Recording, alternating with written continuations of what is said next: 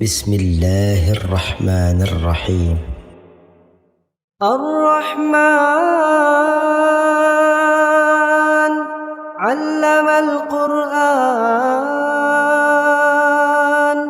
خلق الإنسان علمه البيان الشمس والقمر بحسبان والنجم والشجر يسجدان والسماء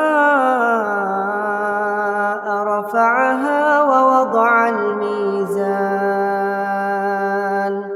ألا تطغوا في الميزان وأقيموا الوزن بالقسط ولا تخسروا الميزان والأرض وضعها للأنام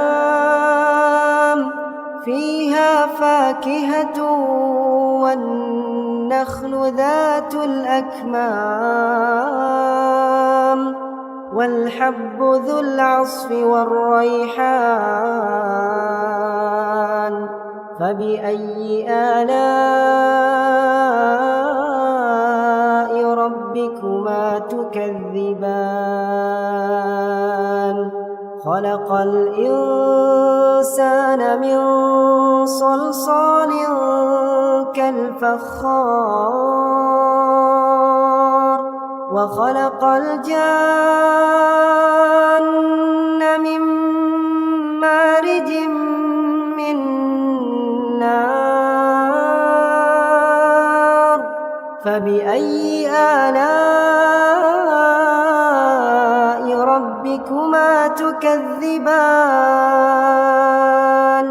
رب المشرقين ورب المغربين فبأي آلاء ربكما تكذبان مرج البحرين يلتقيان بينهما برزخ لا يبغيان فبأي آلاء ربكما تكذبان يخرج منهما اللؤلؤ والمرجان فبأي آلاء ربكما تكذبان وله الجوار المنشآت في البحر كالأعلام فبأي آلاء ربكما تكذبان كل من عليها فان ويبقى وجه ربك ذو الجلال والإكرام فبأي آلاء ربكما تكذبان يسأله من في السماوات والأرض كل يوم هو في شأن فبأي آلاء ربكما تكذبان سنفرغ لكم أيها الثقلان فبأي آلاء ربكما تكذبان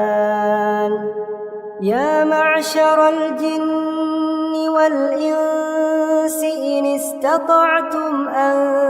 تنفذوا من أقطار السماوات والأرض فانفذوا لا تنفذون إلا بسلطان فبأي آلاء ربكما تكذبان يرسل عليكما شواظ من نار ونحاس فلا تنتصران فبأي آلاء ربكما تكذبان فإذا انشقت السماء فكانت وردة كالدهان فبأي آلاء ربكما تكذبان فيومئذ لا يسأل عن ذنبه إنس ولا جان فبأي آلاء ربكما تكذبان يعرف المجرمون بسيماهم فيؤخذ بالنواصي والأقدام فبأي آلاء ربكما تكذبان هذه جهنم التي يكذب بها المجرمون يطوفون بينها وبين حميم آن فبأي آلاء ربكما تكذبان ولمن خاف مقام ربه جنتان فبأي آلاء ربكما تكذبان ذواتا أفنان فبأي آلاء ربكما تكذبان فيهما عينان تجريان فبأي آلاء ربكما تكذبان فيهما من كل فاكهة زوجان فبأي آلاء ربكما تكذبان متكئين على فرش بطائنها من استبرق وجنى الجنتين دان فبأي آلاء ربكما تكذبان فيهن قاصرات الطرف لم يطمثهن إنس قبلهم ولا جان فبأي آلاء ربكما تكذبان كأنهن الياقوت والمرجان فبأي آلاء ربكما تكذبان هل جزاء الإحسان إلا الإحسان فبأي آلاء ربكما تكذبان ومن دونهما جنتان